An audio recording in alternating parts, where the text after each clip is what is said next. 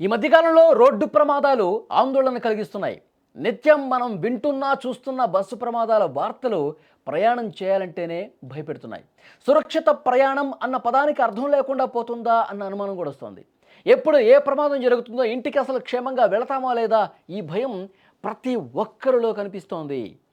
ఆంధ్రప్రదేశ్లో తాజాగా ఇంకొక బస్సు ప్రమాదం జరిగిందండి. ఈ తెల్లవారుజామున ఉమ్మడి నెల్లూరు జిల్లా పరిధిలోని పెళ్లకూరు మండలం దొడ్లవారిమిట్ట జాతీయ రహదారిపై ఒక ప్రైవేట్ ట్రావెల్స్ బస్సు బోల్తా పడింది. మీరు స్క్రీన్ మీద దృశ్యాలు కూడా చూడొచ్చు. ఈ ఘటనలో బస్సులో ప్రయాణిస్తున్న 6 ప్రయాణికులకు తీవ్ర గాయాలైనటువంటి పరిస్థితి. ప్రమాద సమయంలో బస్సులో మొత్తం 21 మంది ప్రయాణికులు ఉన్నారు. ఈ బస్సు విజయవాడ నుంచి బెంగళూరు వైపు వెళ్తోంది. ఈ ప్రమాదం జరిగిన వెంటనే అదే రహదారిపై ప్రయాణిస్తున్నటువంటి ఇతర వాహనదారులు కొద్దిగా మానవత్వంతో స్పందించి వెంటనే పోలీసులకు అలాగే 108కు సమాచారం ఇచ్చారు.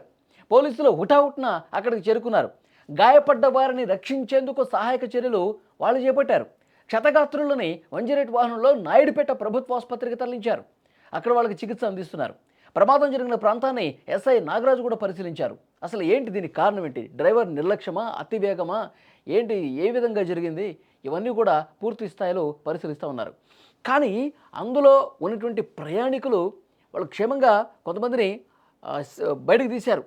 కొంతమందికి తీవ్ర గాయాలయ్యాయి, వాళ్ళని ఆసుపత్రికి తీసుకెళ్తున్నారు. కానీ ఒక మహిళా ప్రయాణికురాలు కూడా స్పందిస్తోంది. పూర్తిగా నిర్లక్ష్యంగా అనిపిస్తుందంట. డ్రైవర్ల నిర్లక్ష్యం వల్ల ఇలాంటి ప్రమాదాలు జరుగుతున్నాయి.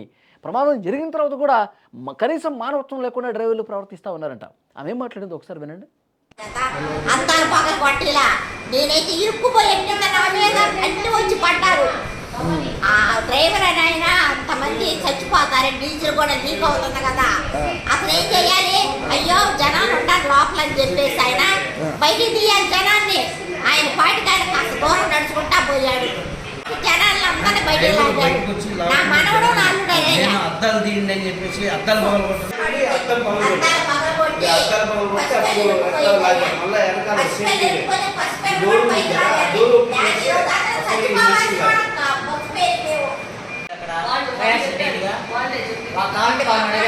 ఆల్రెడీ అక్కడ ఫైర్ వస్తుంది ఎయిర్ కండిషనర్ లో, మళ్ళీ రిపేర్ చేసి మళ్ళీ డోమ్ పెట్టారు. 3 గంటలు జరిగింది. 3 గంటల నుంచి ఫైర్ వస్తానే ఉంది. కరప్ట్ చేస్తున్నారు, పేపర్లు పెట్టి అవి పెట్టి బ్రష్ పెట్టి చూడు అంటే అప్పుడు వచ్చి చూసి మన పేపర్ ఉంటుంది, టిష్యూ పేపర్ పెట్టి ఏదో కవర్ చేశాడు. కవర్ చేసిన తర్వాత మళ్ళీ మేము ఇంకా కంటిన్యూ చేసాము. ఏసీ ఆన్ అయింది.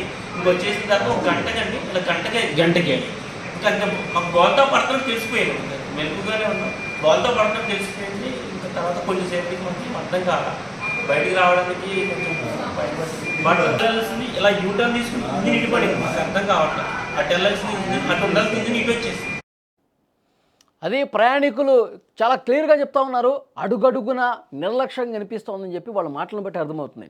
ఏసీలో లైట్గా ఏదో నిప్పు వచ్చినట్టుగా కనిపిస్తుంది, తర్వాత పేపర్లు పెట్టారు, తర్వాత ఏసీ ఆన్ అయింది, ఇవన్నీ చెప్తున్నారు. అంటే బస్సుల్లో అసలు కనీసం భద్రతకు సంబంధించిన ప్రమాణాలు పాటించట్లేదు అనేది కూడా క్లియర్గా అర్థమవుతుంది.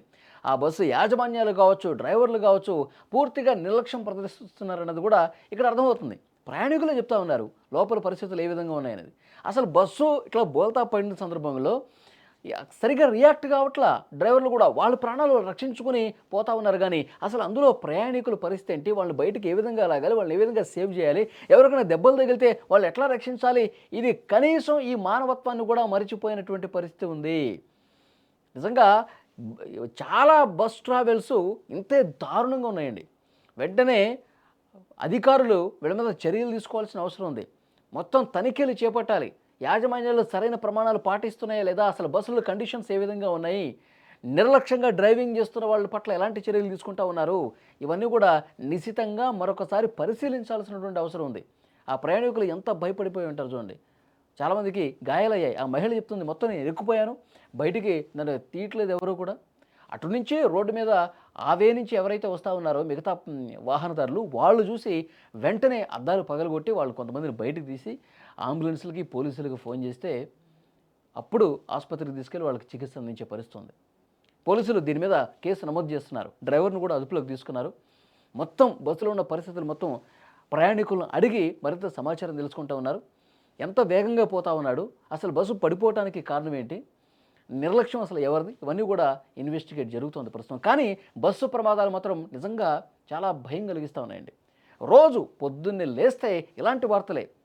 ఇక్కడ పలానా ప్రాంతంలో బస్సు పడిపోయింది, పలానా ప్రాంతంలో బస్సు తగలబడింది, ఇవే చూస్తూ ఉన్నాం. ఒక దగ్గర యాక్సిడెంట్ జరిగి పూర్తిగా ఒక 5-6 చనిపోయారు. ఈ వార్తలు వింటూ ఉన్నాం కదా.